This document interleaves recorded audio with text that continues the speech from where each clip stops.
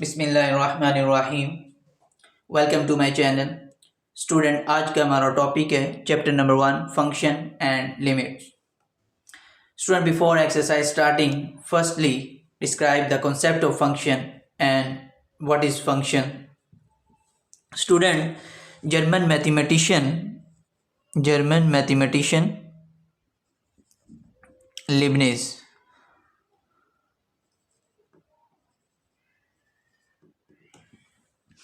Student, इन्होंने जो function की टर्म को रिकॉग्नाइज किया और इन्होंने कहा कि dependence of one quantity on another. Student, इसका क्या मतलब है? स्टूडेंट, लिबनिज कहते हैं कि एक क्वांटिटी दूसरी क्वांटिटी पे डिपेंड करती है। फॉर एग्जांपल स्टूडेंट, हम एक स्क्वायर ड्रा करते हैं और स्क्वायर की साइड हम एक्स फर्ज कर लेते हैं। स्टूडेंट, इस स्क्वायर का एरिया जो है वो एक्स स्क्वायर। स्टूडेंट, लिबनिज ये कहते हैं कि ये जो एक्स है ये that is a function of x.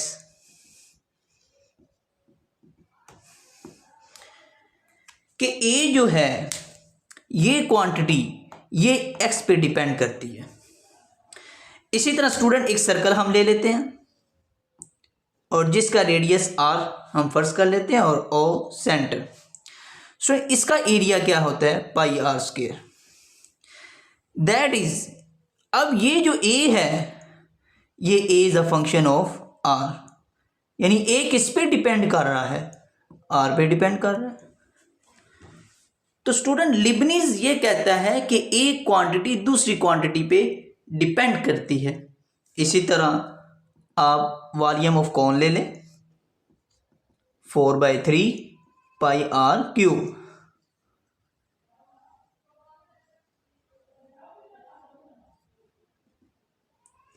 Four over three pi R cube.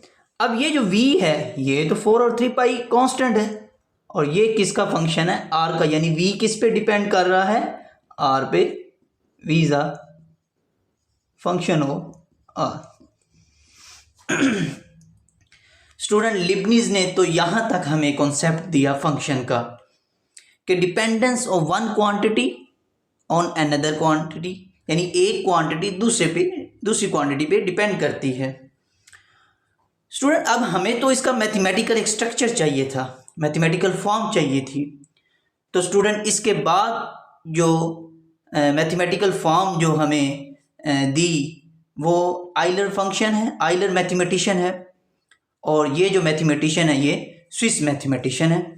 और अब हम देखेंगे कि स्टूडेंट कि mathematical structure, diagrammatical structure function का क्या है, और अब हम उसको डिस्कस करेंगे।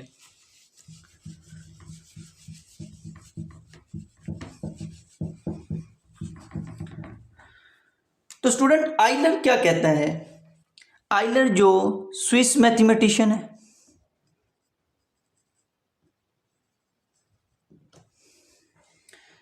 स्टूडेंट आइलर कहते हैं कि x and y be two non empty sets.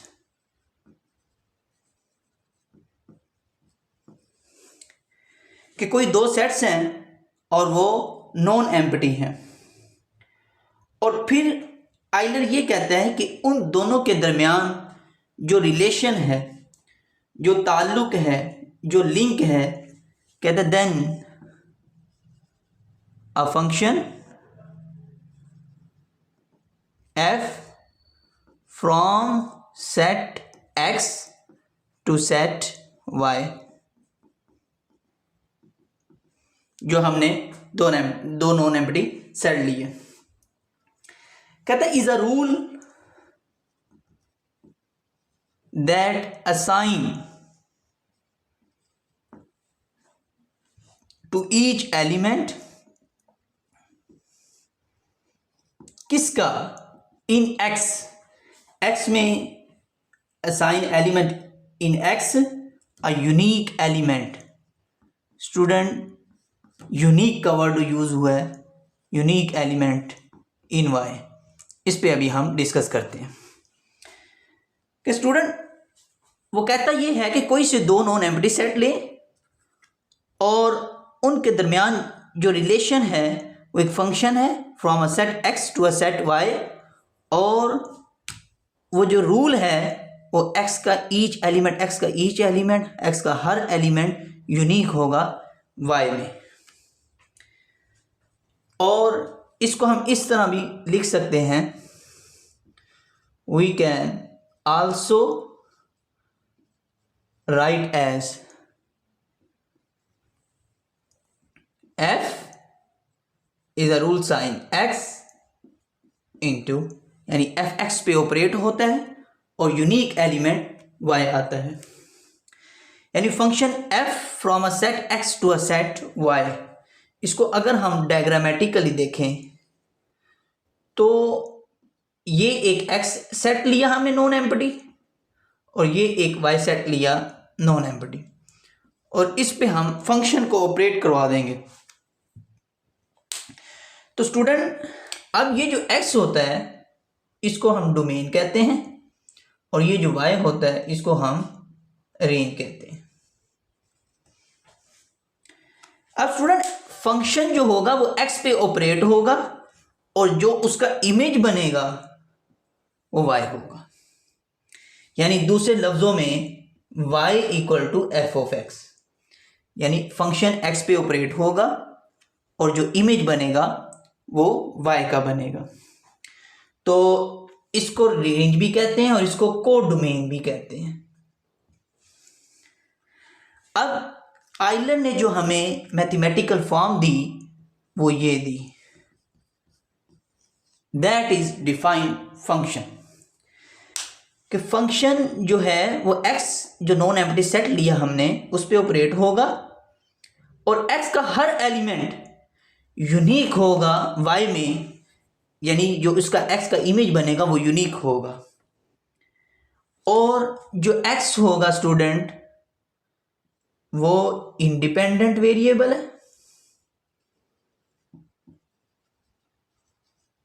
और स्टूडेंट जो y होगा वो डिपेंड करेगा किस पे,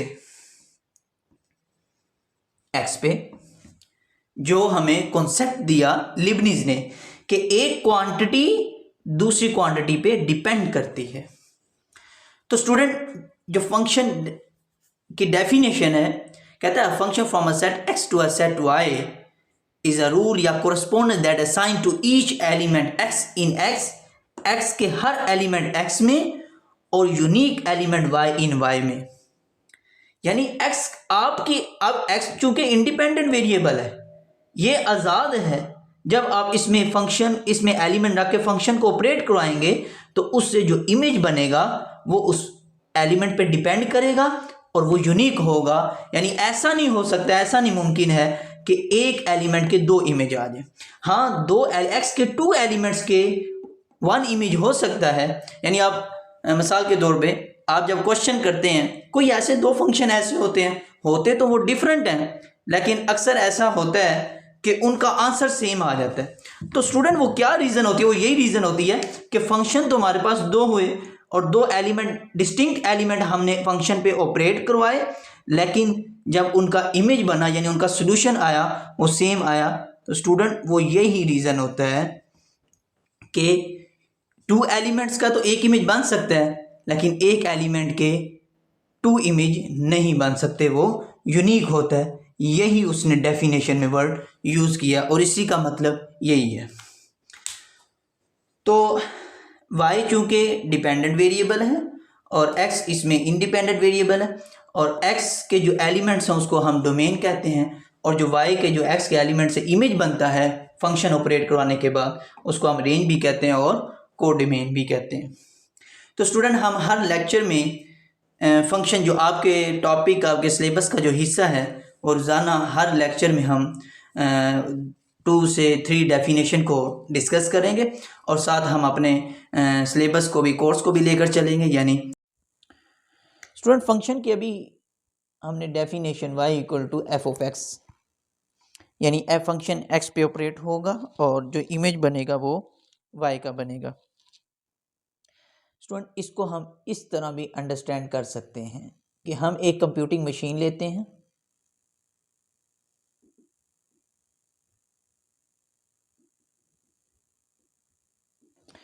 स्टूडेंट जो अभी बात की हमने यूनिकनेस की, और ये हमारा को फंक्शन है। अब जब एक इनपुट यानी एक्स है कि एक इनपुट करेंगे तो एग्जैक्टली स्टूडेंट वन आउटपुट ही आएगा। ये यूनिकनेस का मतलब है कि उस फंक्शन में जब हम x को इनपुट करेंगे, कोई भी हम नंबर यानी कोई भी इंडिपेंडेंट वेरिएबल में कोई भी, क्योंकि x चूंकि इंडिपेंडेंट है, x इंडिपेंडेंट है, और जब हम फंक्शन में x इनपुट करेंगे तो स्टूडेंट उससे एक ही आउटपुट आएगा हमारे पास। कभी भी एक इनपुट का दो आउटपुट नहीं आ सकते। हाँ, ये मैंने बात की कि आप 2 इनपुट करें और उसका एक आउटपुट आ सकता है, लेकिन ऐसा मुमकिन नहीं है कि आप एक इनपुट करें फंक्शन में और उसके 2 इनपुट आ जाए। ये स्टूडेंट यूनिकनेस का मतलब है। दूसरी तरफ student the set of all, अब रियल नंबर्स फंक्शन को हम रियल नंबर्स में अगर लेकर जाना चाहें कि the set of all numbers, ये x एज अ हम नंबरिंग ही, ये तो जनरल फॉर्म हमने फंक्शन की यानी डिफाइन किया ना। x भी कोई नंबर होगा और y जो उससे इमेज बनेगा वो भी कोई नंबर, वो भी कोई आउटपुट होगा। तो कहते हैं all numbers laying between two given real number,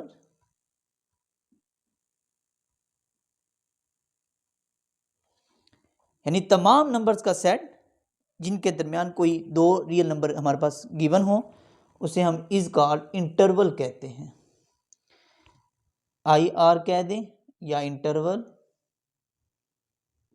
in are कह दें। अब स्टूडेंट हम इंटरवल को डिस्कस करके अपनी एक्सरसाइज की तरफ आते हैं। अब इंटरवल हमारे पास क्लोज इंटरवल भी होता है, ओपन इंटरवल भी होता है, क्लोज्ड ओपन इंटरवल और ओपन इंटरवल भी होता है। अब स्टूडेंट क्लोज इंटरवल की क्या पहचान है?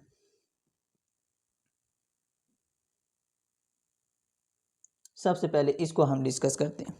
स्टूडेंट कोई भी दो नंबर आपके पास है ए और बी, क्लोज इंटरवल का स्टूडेंट ये मतलब होता है कि वो जो दो नंबर्स हैं वो सॉल्यूशन का हिस्सा हैं।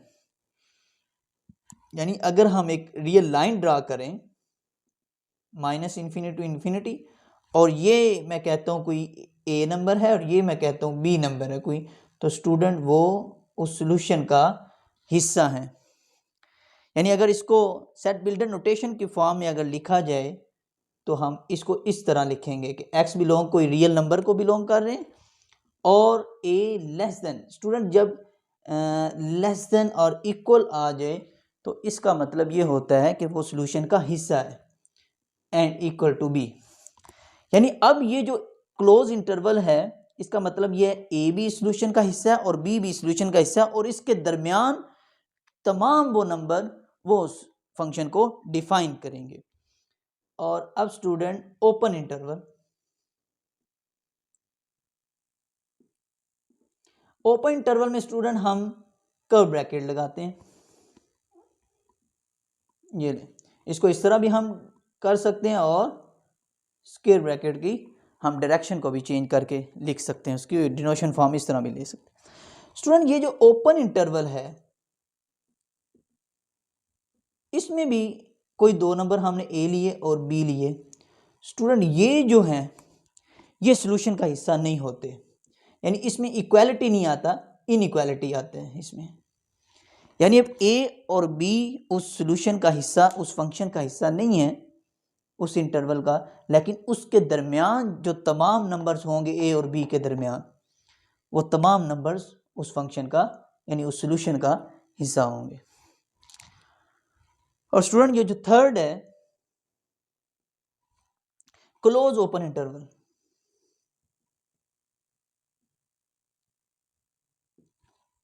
स्टूडेंट कोई भी दो नंबर ले लें इसमें भी। अब ये क्लोज है ए और बी में हम ओपन की तरफ, यानी इसको इस तरह भी लिख सकते हैं और ये वाली ब्रैकेट भी आप इसको ओपन कर सकते हैं। अब स्टूडेंट इसका क्या मतलब है? इसका ये मतलब है कि ए, इसका ये मतलब है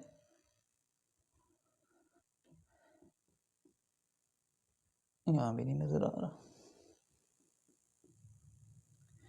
कि ए शामिल है सॉल्यूशन में लेकिन बी शामिल नहीं है। थोड़ा ऊपर करके लिख लेते हैं a less than equal to x.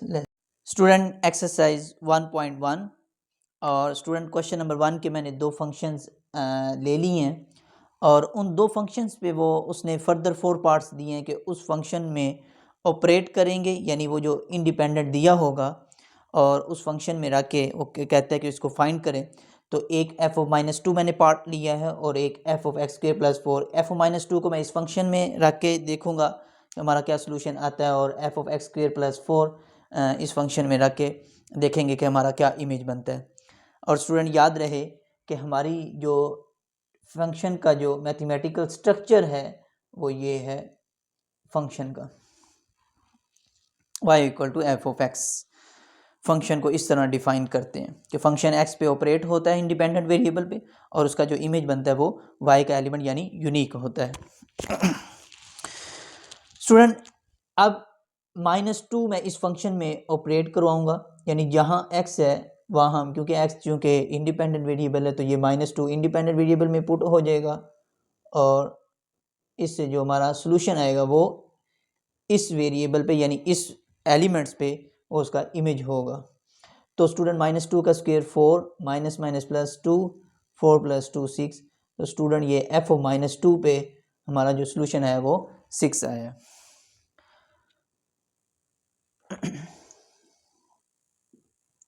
अब स्टूडेंट एक्स स्क्वायर प्लस 4, अब जहाँ पे इंडिपेंडेंट वेरिएबल है वहाँ पे हमने F x square plus 4 put कर देना है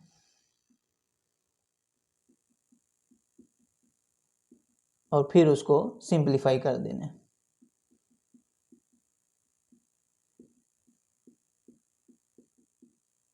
ये स्टूडेंट इस का इमेज आ गया।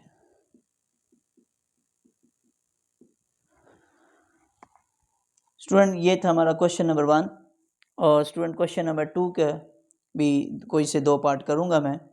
और question number 2, student question number 2, ये फंक्शन हमारे पास गिवन है और ये स्टूडेंट उसने रिजल्ट दे दिया है कि F of a plus h minus f of A divided by H. ये स्टूडेंट हमने रिजल्ट फाइंड करना है। अब स्टूडेंट फर्स्टली हम पहले इस रिज़ल्ट का मटेरियल तैयार करते हैं और फिर ये रिज़ल्ट लेके हम उसमें पुट कर देंगे। तो सबसे पहले उस फंक्शन में हम ए को इनपुट करवाते हैं और जब ए इनपुट करवाया उस फंक्शन में तो हमारे पास 6a माइनस 9 आ गया। अब स्टूडेंट इस ए में हम h को ऐड कर देंगे, h को ऐड कर देंगे और जहाँ फंक्शन x है यानी इंडिपेंडेंट वेरिएबल है वहाँ भी h ऐड हो जाएगा।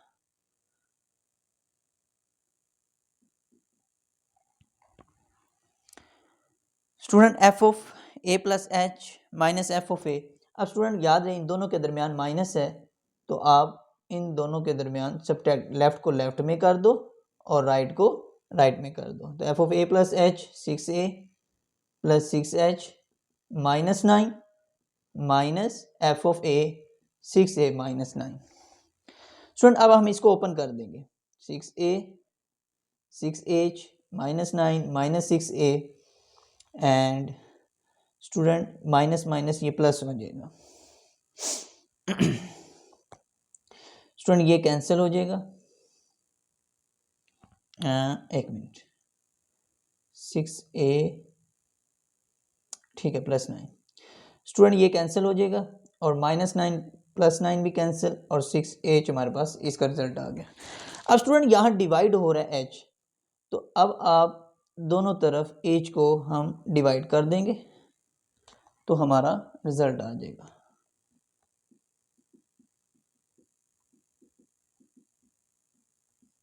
स्टूडेंट दोनों तरफ आप एज को डिवाइड करवा दें, तो स्टूडेंट ये एज कैंसिल, तो स्टूडेंट यही हमने फाइंड करना था। स्टूडेंट ये क्वेश्चन नंबर 2 का फर्स्ट पार्ट था, और अब क्वेश्चन नंबर 2 का मैं लास्ट पार्ट जो फंक्शन हमें दिया गया है f of x equal to cos x के। स्टूडेंट क्वेश्चन नंबर 2 का 4 part.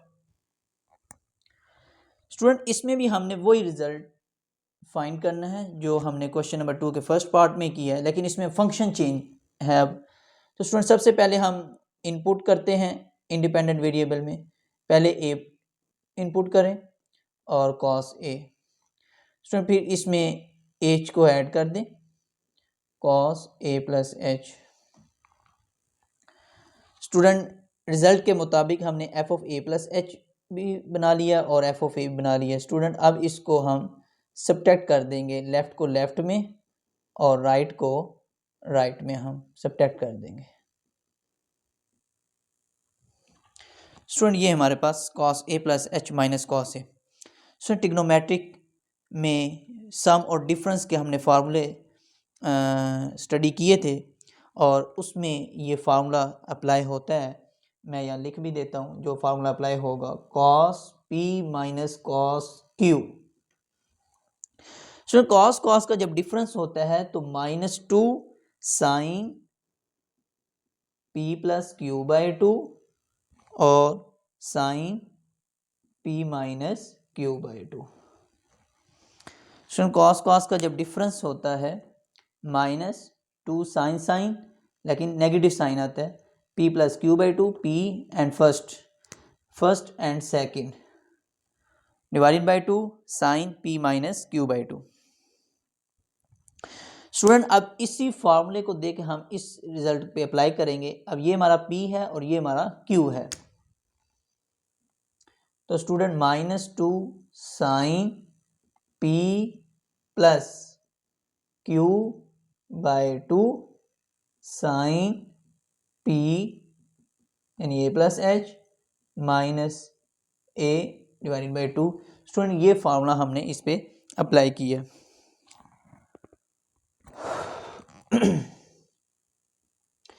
Student 2a plus h by 2 and a cancel h by 2। Student ये हमारे पास रिजल्ट आ गया है। इसको और अगर सिंप्लीफाई करना चाहें तो आप कर सकते हैं, -2 साइन, ये 2 से कैंसिल a और ये h बाई 2, यानी सेपरेट कर सकते हैं आप h बाई 2। स्टूडेंट ये हमारा रिजल्ट आ गया है f of a plus h minus f of a. अब स्टूडेंट h को हम दोनों तरफ क्या कर देंगे, डिवाइड करवा देंगे। F of a plus h minus f of a, दोनों तरफ हमने h को डिवाइड करवा देना है, 2 बाई एच और sine a plus h by 2 और साइन h बाई 2। स्टूडेंट ये हमारा इस रिजल्ट के मुताबिक ये फाइनल रिजल्ट हमारा आ गया। स्टूडेंट इसमें फंक्शन कॉस दिया था और हमें a पहले इनपुट करवाया और फिर a प्लस उसमें h ऐड करवा दिया, लेफ़्ट को लेफ़्ट में सब्ट्रैक्ट और राइट को राइट में सब्ट्रैक्ट। और फिर स्टूडेंट इस जो स्ट्रक्चर में ये फार्मूला हमने अप्लाई करवाया, जो आपने ट्रिग्नोमेट्रिक में सम और डिफरेंस वाले फार्मूले स्टडी किए थे उनमें एक फार्मूला ये था। और जब कॉस का डिफरेंस हो तो -2 sine p plus q by 2 और sine p minus q by 2। ये स्टूडेंट अप्लाई करवाने के बाद हमने सिंप्लीफाई किया और फिर दोनों तरफ हमने h को डिवाइड करवा देना है। Student question number 3, let's start. Student question number 3 का ए पार्ट है और स्टूडेंट सबसे पहले स्टेटमेंट को अंडरस्टैंड करने की कोशिश करेंगे।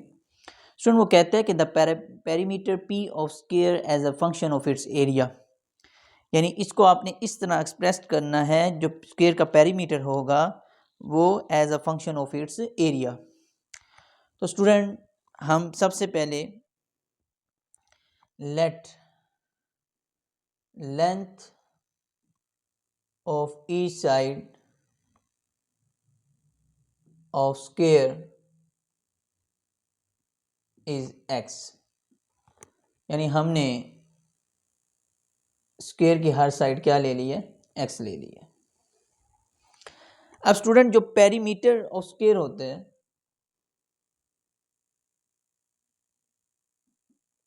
यानी इस हर साइड को हमने सम कर देना होता है, यानी x plus x plus x plus x यानी 4x। स्टूडेंट ये हमारा क्या आ गया, पेरीमीटर। अब स्टूडेंट एरिया का भी जिक्र है, तो एरिया होता है लेंथ इंटू विड्थ, यानी a equal to x square. तो यहां से क्योंकि हमने पेरीमीटर यानी p as a function of its area a, यानी p of the square p as a function of its a, ये हमने, तो p as a function of its a तभी होगा कि इसको हम दूसरी साइड पे ले जाएंगे, यानी स्क्वायर है दूसरी साइड पे जाके स्क्वायर रूट हो जाएगा, इसको हम 2 का नाम दे देते हैं। और ये x की वैल्यू स्टूडेंट हम यहां पुट कर देंगे, पुट इक्वेशन 2 इन 1। तो दैट इज स्टूडेंट यही हमने करना था कि p as a function of its area a,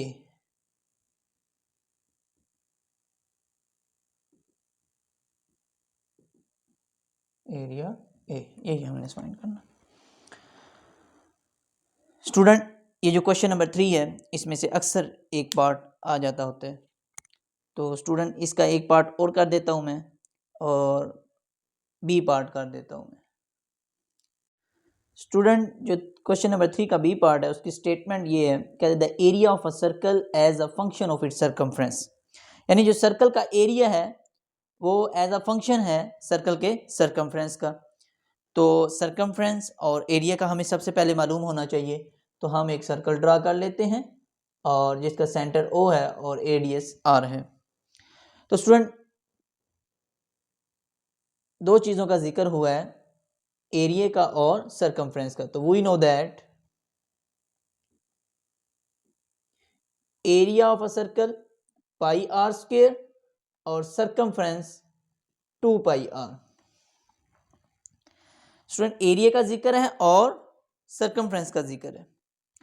अब स्टूडेंट हमने जो स्टेटमेंट के मुताबिक a as a function of c, यानी अब c की वैल्यू हम, यानी ये जो इसको हम 1 का नाम दे देते हैं और यहां से हम r की वैल्यू सेपरेट कर देते हैं ताकि वो एज अ फंक्शन, क्योंकि a भी किस पे डिपेंड कर रहा है, r पे, और सर्कमफ्रेंस भी किस पे डिपेंड कर रहा है, यानी c is a function of r है, a is a function of r। तो ये 2 पाई जो है ये तो कांस्टेंट है, इसको हम चेंज, ये तो वेरी करते नहीं है, वेरी जब भी करेगा r वेरी करेगा यहाँ सर्कमफ्रेंस में भी और एरिया में भी। तो हमें स्टेटमेंट के मुताबिक a as a function of c बनाना है, तो इसके मुताबिक हम यहाँ से r को सेपरेट कर देंगे और 2 पाई लेफ्ट पे जाके डिवाइड हो जाएगा, इसको हम नाम दे देते हैं 2 का। अब स्टूडेंट जो इक्वेशन 2 है इसको हम पुट कर देंगे equation 2 in 1, a pi r की जगह हम ये वैल्यू पुट कर देंगे। अब इसको हम थोड़ा सिंप्लीफाई कर देंगे, c स्क्वायर 2 का square 4 and pi square, pi pi से कैंसिल, और a equal to c square over 4 pi. तो that is a as a function of c, ये स्टूडेंट हमने स्टेटमेंट के मुताबिक फाइंड करना था। स्टूडेंट क्वेश्चन नंबर 5 है और ये फंक्शन हमारे पास गिवन है और कहते हैं if f of 2 equal to -3 and f of -1 equal to 0, और ये दो कंडीशंस हमें दी गई हैं और इन दो कंडीशंस कहते हैं लगाने के बाद हमें a और b की वैल्यू फाइंड करनी है। तो स्टूडेंट सबसे पहले तो इंडिपेंडेंट वेरिएबल में हम 2 और -1 पुट करके 2 इक्वेशंस बनाते हैं। तो जहाँ जहाँ स्टूडेंट x है वहाँ हम 2 को पुट कर देंगे।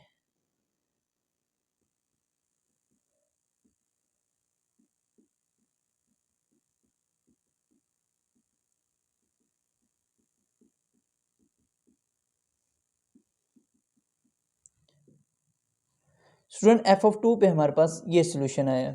अब स्टूडेंट एफ ऑफ -1 पे,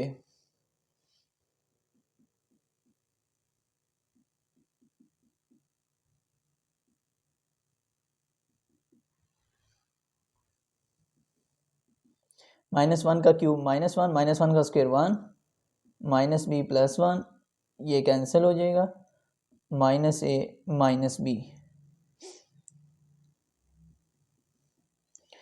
अब स्टूडेंट f(2) किसके इक्वल है? -3 के,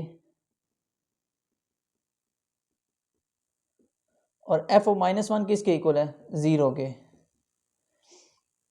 अब इसको सिंप्लीफाई कर लेते हैं,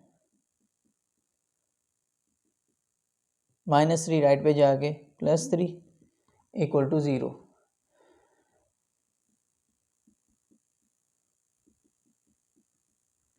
स्टूडेंट यहाँ से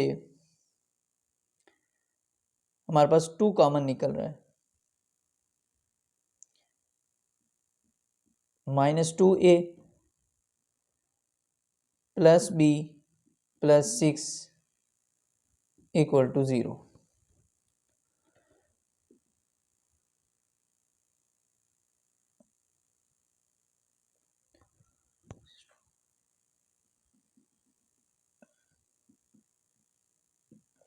सो 2 उधर जाके 0 हो जाएगा, और यहाँ से हमारे पास